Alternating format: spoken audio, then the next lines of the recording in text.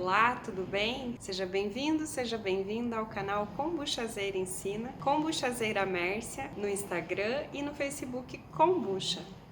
Hoje discutiremos se a kombucha ajuda a diminuir, atenuar ou melhorar os efeitos da síndrome do intestino irritável ou síndrome do cólon irritável. Você já ouviu falar do SII? Eu sou Mércia Ribeiro. Se você segue o canal do YouTube Kombuchazeira Ensina, dê um like no vídeo, colabore para que o canal aumente o número de inscritos e o YouTube ofereça para mais pessoas essas informações para que nós alcancemos o maior número possível de pessoas. Só através do conhecimento nós podemos modificar a nossa vida, a vida da nossa família e a vida da nossa comunidade. Abaixo também há links que você pode entrar no Facebook Kombucha ou no Instagram Kombuchazeira Mércia. Se você ainda não é inscrito no canal, se inscreva no canal, ative o sininho para receber as atualizações e todos os vídeos que nós postamos no canal. E o tema de hoje é: tenho síndrome do colo irritável. Posso tomar kombucha? Você tem SII, síndrome do intestino irritável ou do colo irritável? E você sabe se pode tomar kombucha? Quando alguém toma para si um problema e o resolve com métodos simples e ao alcance das mãos, novas fronteiras se abrem. A saúde é algo que começa de dentro para fora de nós. Mas aquilo que nós colocamos dentro do nosso organismo, sem dúvida, reflete na nossa aparência e em todo o nosso organismo. E o que é a síndrome do colo irritável ou síndrome do intestino irritável? Você sabe? Tem um apelido hoje de SII e a pessoa que passa por isso, quando descobre, se identifica com essa sigla. A síndrome do colo irritável é um distúrbio na mobilidade intestinal. Ele não é associado a alterações estruturais ou bioquímicas diretamente e se caracteriza por episódios de desconforto abdominal, podendo ser dor, diarreia, prisão de ventre, gases, estufamento. Tem que haver uma regularidade, aproximadamente 12 semanas seguidas ou intercalado, mas isso tem que ter um período de avaliação, de observação, para chegar efetivamente à conclusão de que realmente é a síndrome do intestino irritável. E para isso existem diversos tipos de sintomas que precisam ser avaliados. E dentre esses sintomas, inclui dor abdominal, que é aliviada quando há evacuação. Então, doeu o abdômen, conseguiu fazer o cocô e passou. Mudança na frequência dessa defecção. Ora é muito mole, ora está dura. Então, a consistência das fezes, ela varia muito. E aí ocorre essa distensão e esse inchaço abdominal. Também há muco nas fezes e há aquela sensação de estar sempre estufado. Parece que nunca saiu aquilo de dentro da pessoa. Não sai aquele mal-estar. E qual é a especialidade médica responsável pelas doenças do intestino? O coloproctologista ou proctologista. E ele é um médico especializado em doenças do intestino grosso, colo, reto e o ânus. Então ele não vai tratar apenas do resultado da produção, da degradação do nosso intestino, ele vai cuidar de toda a área. E ele é um profissional responsável pelo diagnóstico, pelo tratamento, tanto clínico quanto cirúrgico dessas doenças. E algumas vezes também a necessidade de fazer uma anamnese, de uma avaliação psicológica. E como são essas fezes de quem tem a síndrome do intestino irritável? O SII acaba tendo uma diarreia em 25% aproximadamente das evacuações, e também, ora, oscila para uma evacuação de bolinhas e endurecidas que chega a gerar uma dor, um desconforto, quase que rasgando o ânus mesmo. Então ele oscila, ora muito fezes muito moles, ora ressecamento que chega a ser dificultoso até para expelir. E são os exames que podem detectar a síndrome do intestino irritável? Será que existe algum tipo de exame específico? Específico não. Aí vai ser feito um diagnóstico conjunto de vários tipos. E aí pode ser descartado através da análise de outros tipos de doenças que podem parecer a síndrome do intestino irritável e não é, como por exemplo uma virose. Exames de sangue, culturas de fezes, que é analisar as fezes propriamente dito, uma colonoscopia e além dos exames de imagem, como a ressonância ou a tomografia. Então, tudo isso para chegar num diagnóstico, além de uma anamnese para entender a parte emocional da pessoa. E como daria para identificar essa síndrome? Existem alguns sintomas de que o intestino se mantém irritável, como por exemplo, dor abdominal ou cólicas frequentes, sensação de barriga inchada, estufamento, aquela coisa que não passa, uma produção exagerada de gases, a pessoa está sempre com medo de que a qualquer momento ela pode soltar um pum, e se ela vai soltar o pum, se ela vai fazer um cocô mole ou um cocô duro. E isso se torna algo muito, muito difícil. Períodos de diarreia muito forte intercalados com prisão de ventre. Então a pessoa nunca sabe o que vai acontecer quando ela vai ao banheiro. Um aumento de número de evacuações por dia. Ela não pode marcar um compromisso porque pode precisar ir ao banheiro. Além das fezes com secreção gelatinosa. Então são várias coisas que precisam ser avaliadas. Normalmente esse tratamento para a síndrome do intestino irritável, ele é iniciado de uma forma natural. Então, vai avaliar que tipo de alimento a pessoa consome, vai restringir algum tipo de alimento, vai substituir algum tipo de alimento, vai começar a inserir novos alimentos para quê? Para avaliar qual é o resultado, seja tirando, seja colocando algum tipo de alimento. E aí vai focar se esses alimentos que estão sendo consumidos trazem gatilhos, disparadores para gerar o resultado dessa oscilação do intestino.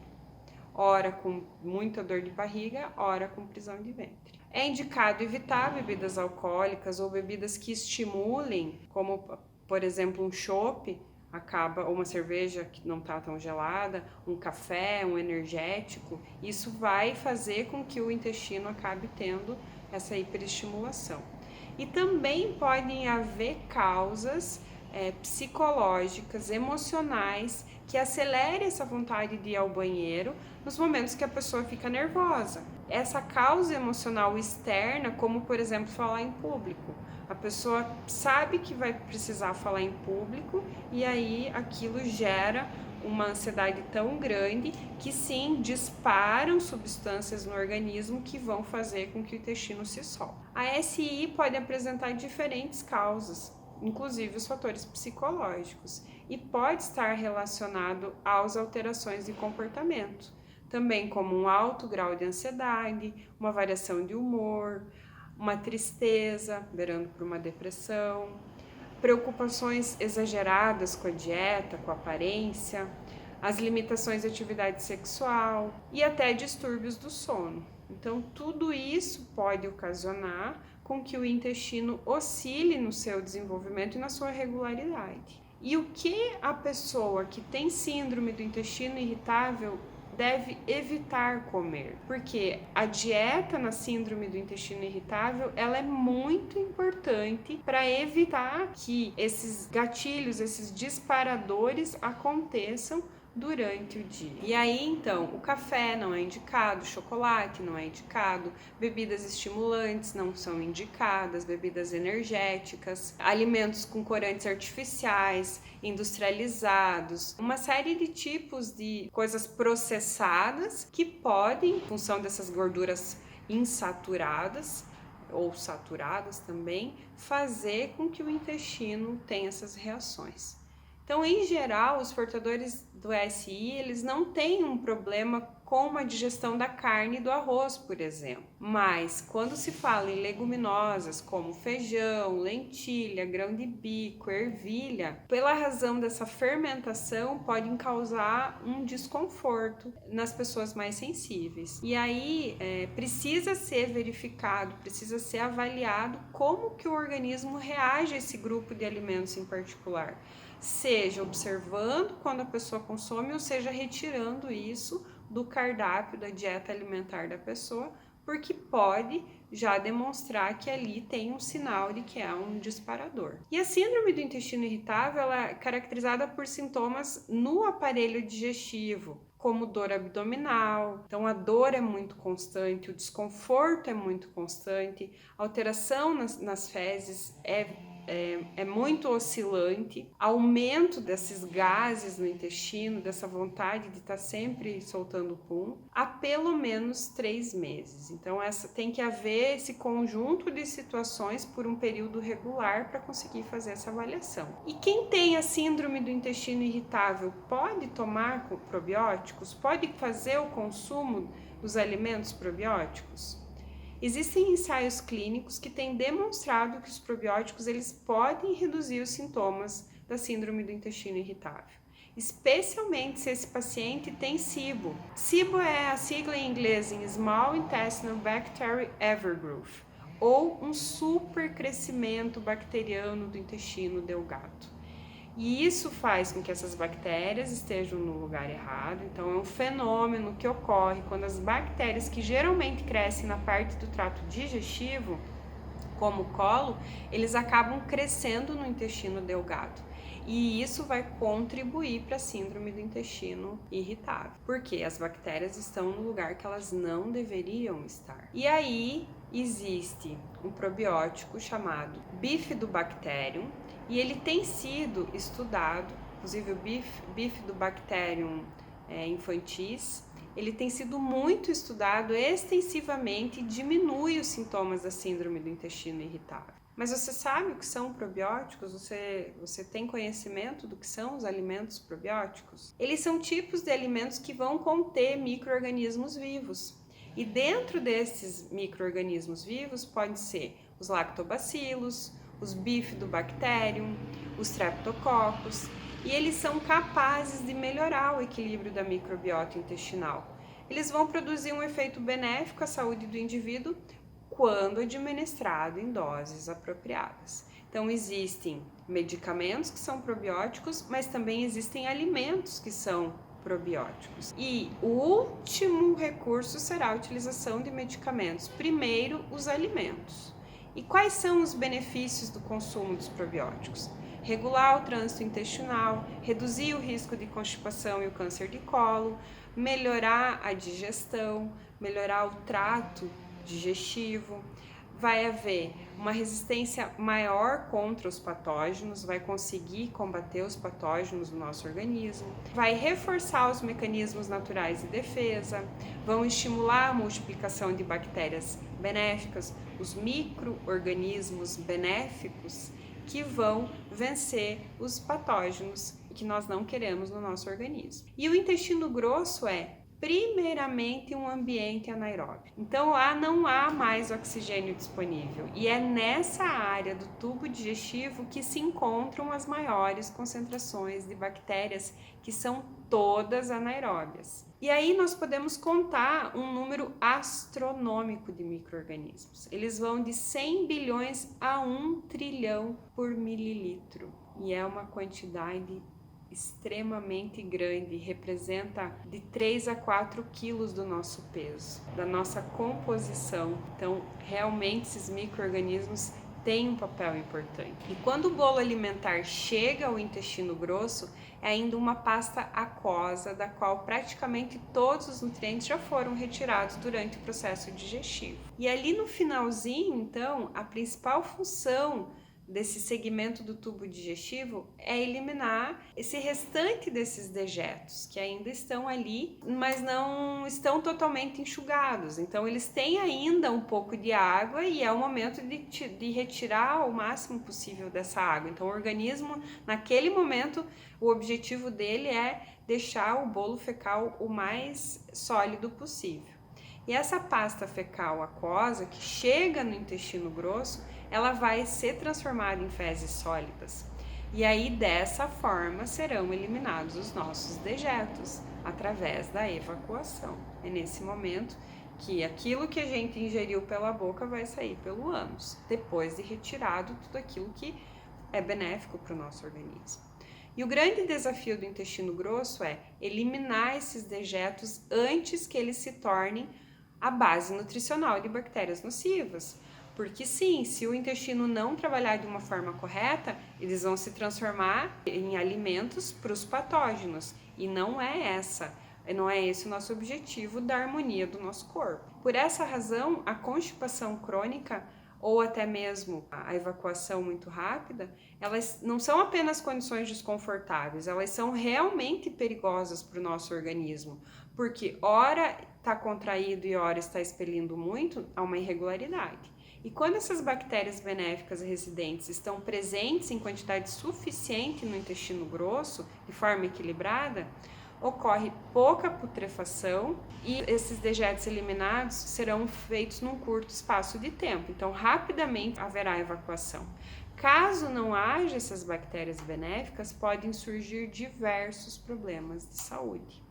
E o número de bactérias no intestino varia pouco, mas essas variações da qualidade é que são importantes na colonização, são decisivas para a origem e prevenção de doenças graves e inflamatórias. Mais do que a quantidade, é a qualidade desses micro-organismos. E aí, quando as colônias de bifidobactérias estão fortes, sadias, os vilões se veem obrigados a abandonar o trato intestinal. E aí acabam saindo do corpo, saindo do nosso hospedeiro, porque nós hospedamos esses micro-organismos e nós queremos que fiquem apenas os micro-organismos benéficos e os que são patógenos sejam eliminados.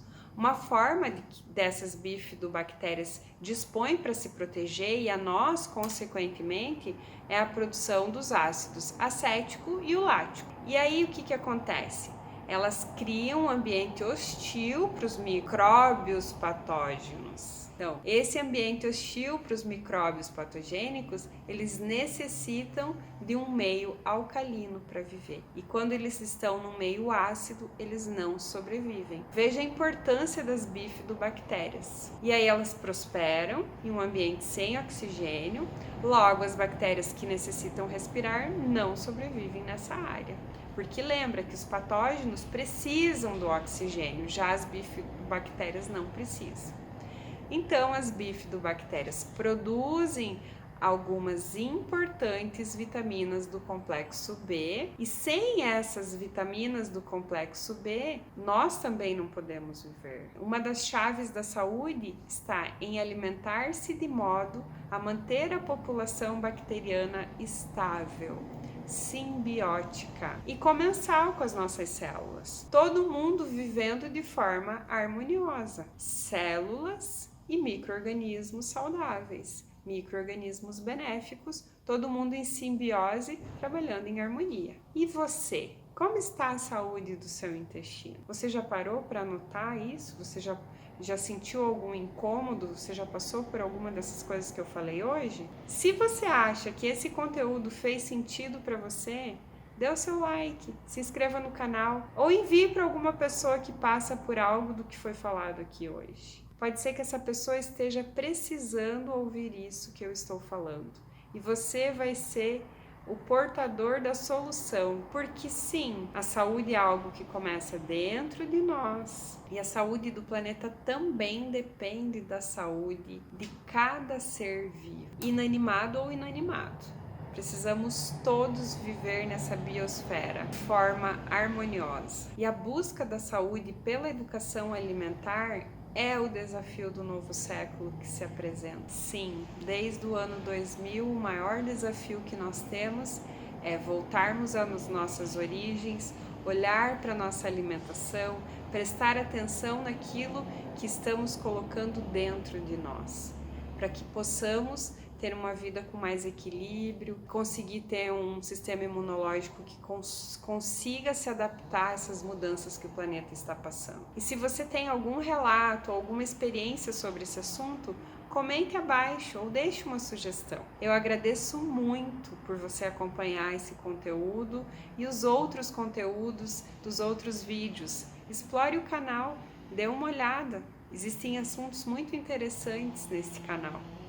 Porque a vitória é nossa, governando com amor esse planeta. Até o próximo vídeo. Um abraço a todos.